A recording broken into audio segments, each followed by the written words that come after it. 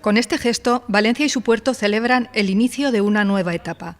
La Autoridad Portuaria de Valencia ha dado el visto bueno al Plan Especial de la Zona Sur del puerto, que destina 230.000 metros quadrados para usos ciudadanos en el barrio de Nazaret.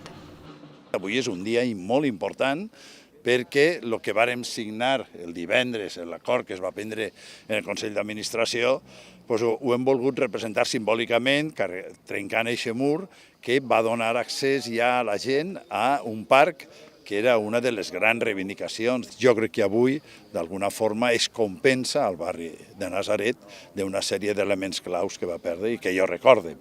El puerto ha retranqueado el muro que delimita su recinto para derribar este antiguo muro y ceder esta superficie a la ciudad.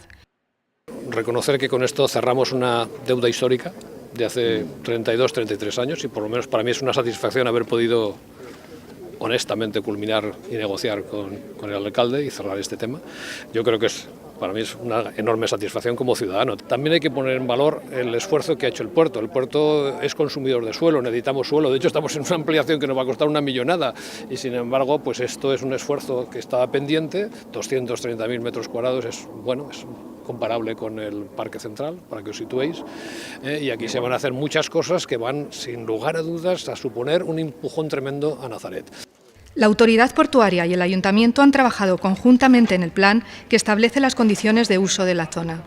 Nos alegra después de tantísimos y tantísimos años tener una zona en la que será ese futuro parque que todos hemos demandado.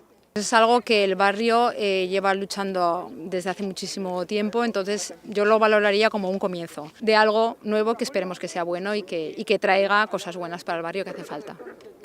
Se creará un parque de desembocadura de 86.000 metros cuadrados y se destinarán casi 100.000 a usos deportivos de Nazaret y el puerto.